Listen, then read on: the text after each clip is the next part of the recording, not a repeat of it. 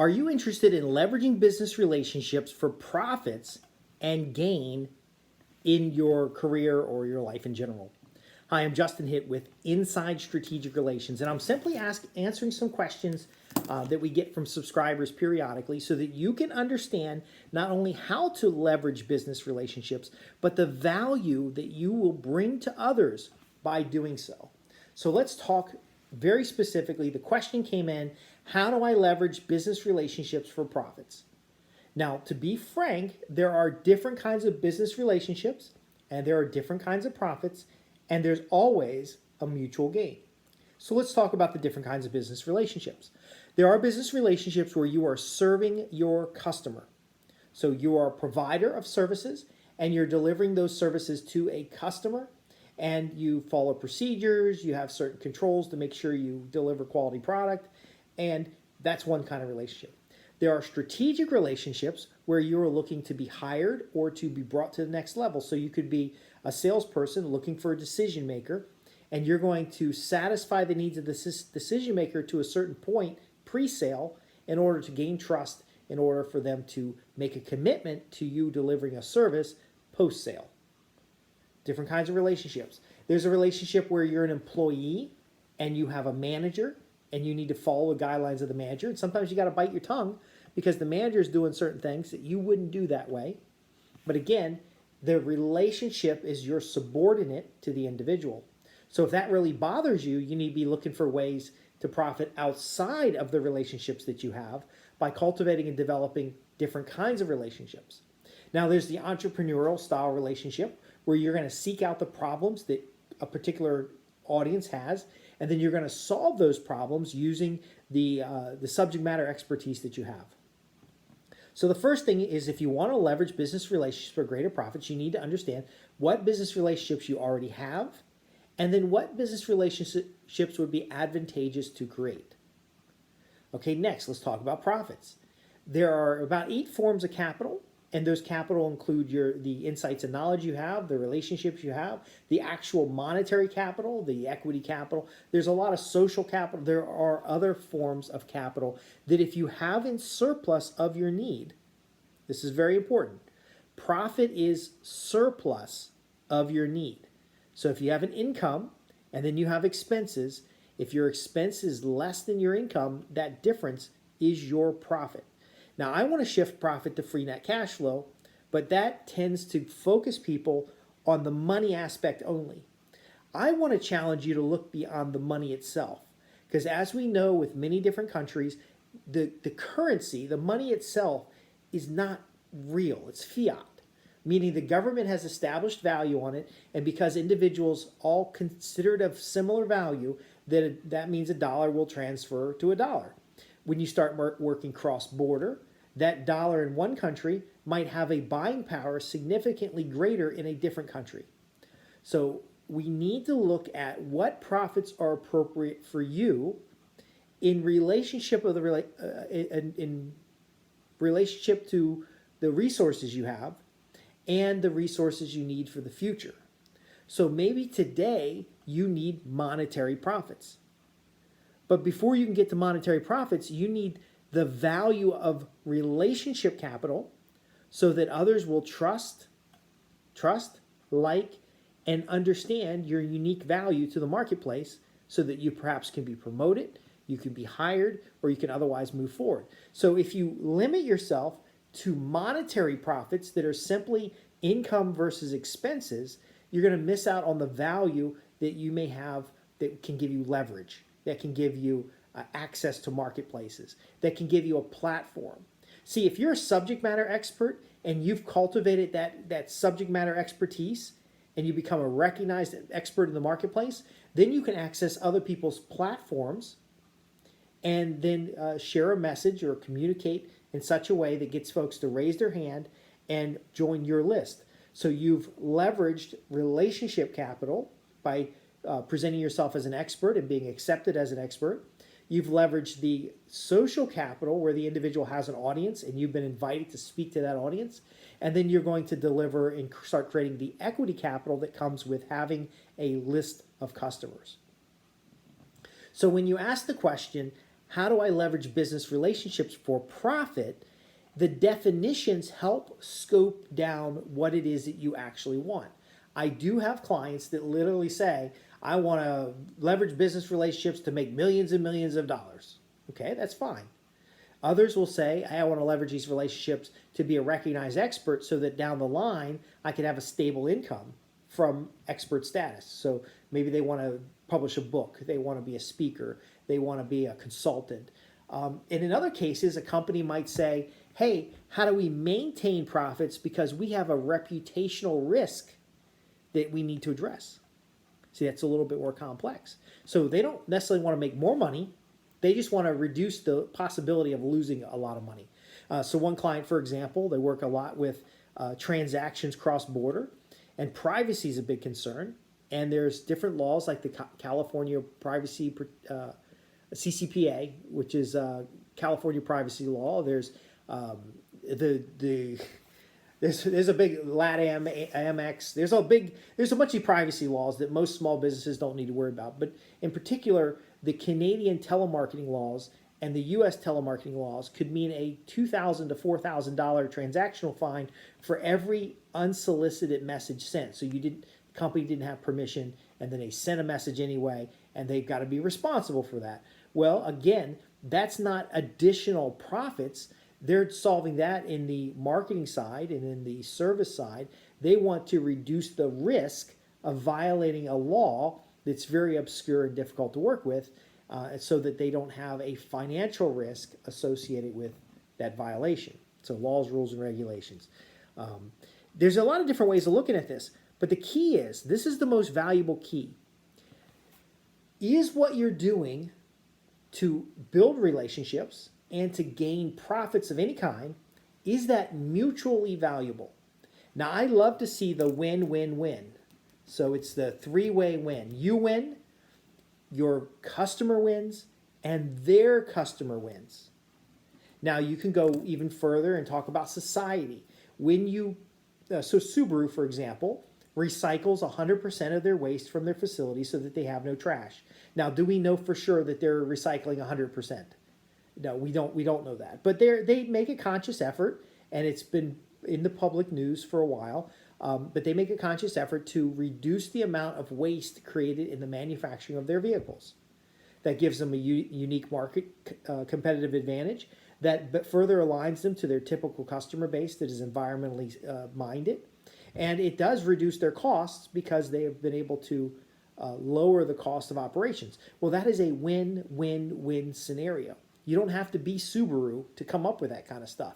You could simply, your selling proposition in your business could be that you sell American-made goods, or that you've gone through all the work necessary to help the customer get the best solution, and that your people are experts in helping the customer get the best solution.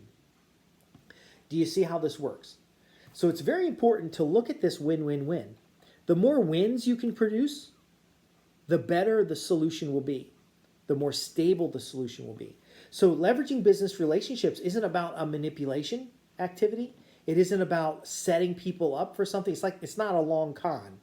It is essentially understanding the people that you're interacting with so that you can deliver them maximum value while still doing it with a profit. Because if you don't have a profit, whether it's any of the 8 forms of capital, if you don't have a profit, then why in the hell are you doing it? If it don't make dollars, it don't make sense. Because the cost of goods goes up over time. Inflation happens. If you're not making any money, then you can't keep doing the activity. A lot of people don't understand that. That's actually a strange dynamic. A lot of people will work for a company that it costs them half of their daily wages just to get back and forth to the office. Think about it. The IRS says operating a vehicle costs 55 cents a mile. And people are driving in 100 miles to work one way. And they're ending up spending $200-300 a day to get back and forth to a job site. They've got unreimbursed expenses. A lot of folks that I work with have legal degrees. They have certifications in the industry, and they spend $3,000 to $4,000 a year maintaining certifications that are not necessarily required for their jobs, but make their jobs easier.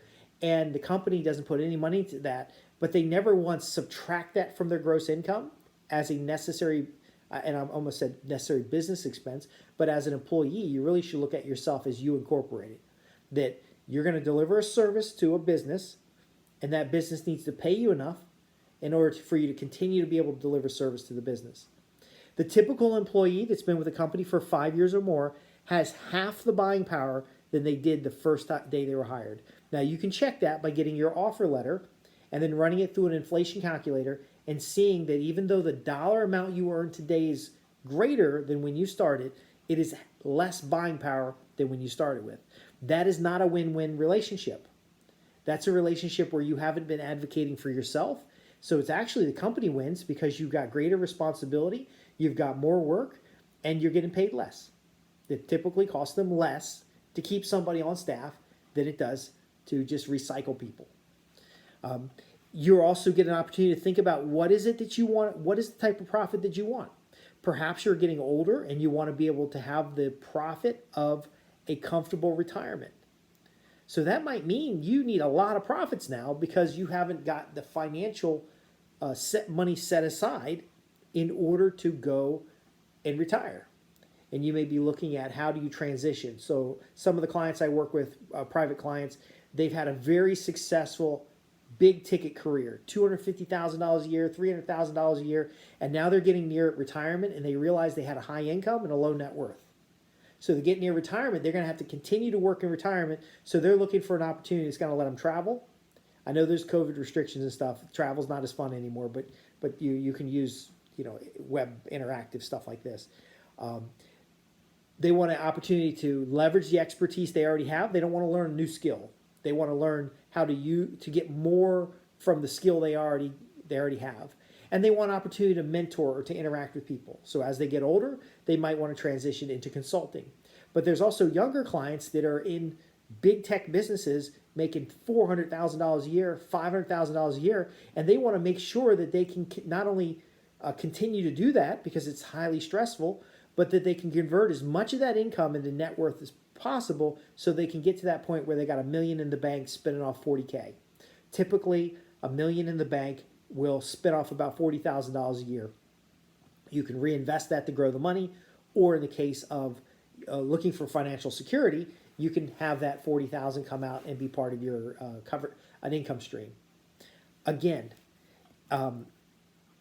what is the relationships that you have? What are the relationships that you have? Because you're going to build on those. What are the relationships that you need to get to the profits that you're looking for? The profit could be not working an 80-hour week. It could be only working 40 hours a week and then taking up a hobby. Again, the profit is as unique as you are. You just got to remember it's not always money. Okay, and I know that's rare to hear somebody say that. I am very free market. I am very capitalistic oriented, but I'm telling you, money isn't always the result. Money itself is fiat in most countries. You may want to have something more valuable than money, such as a home that is paid for and secure. You might want to have a certain lifestyle. You might want to have a certain elevation in a marketplace, an expert status, so that when people have challenges, they turn to you rather than somebody else. So it guarantees that that next career comes, that next job opportunity, that next contract comes through. These are all things to consider, but they're not as complex as you might think. It really takes a little bit of soul searching. I always recommend on a single page, to start writing things down. Journaling is a great way to start writing this down, but you need to know in your own mind what it is that you want, what it is that you perceive as profits. It's more stable if you go beyond money, okay? Because money is a means of exchange, not necessarily the end all. It's a place, it's a way of storing value. I want you to focus on value you can deliver in a marketplace, value that you can increase over time, value that you can stack so that when you ask $10,000 for something, the customer is thinking, oh my gosh, I'm getting $100,000 in value. He's only asking $10,000. It's a deal. And then where that $10,000 is actually more than you need in order to deliver the service because you've got systems in place to build up models, to build up plans, to build out ways of delivering a consistent package to another individual. So again, How do you leverage business relationships for profits? Well, it depends on what kind of relationships you already have, what kind of relationships you have the skills to build. And then profits. What are profits? Do you want more money? Do you want more time? Do you want more security? Do you want more flexibility? Once you've defined these things, and I've got resources that'll help you define these things, but once you define these things, it is so much easier to get what you want. Okay? The profits will just come in because you can go to an audience and say, hey, I know you got this challenge and you're looking for solutions. And I have this solution, and here's the success stories. Let's trade. And they'll simply say, yeah, sure, here's the money. No big deal. I'm Justin Hitt with Inside Strategic Relations. If you have questions about this or any other program, you visit me at www.insidestrategicrelations.com. Sure, a like or subscribe will certainly stroke my ego. But ultimately, you won't get results unless you ask the questions that you need. If anything about this has been unclear, if you have any questions remaining, I want to make sure that those questions are answered for you. It doesn't cost me a lot of time or money to solve your problems by this medium. So take advantage of it. Ask your questions. We're not going to become pen pals or anything, but I'll certainly help you move in the right direction, because a lot of times these questions are easy to answer if you hear them out loud.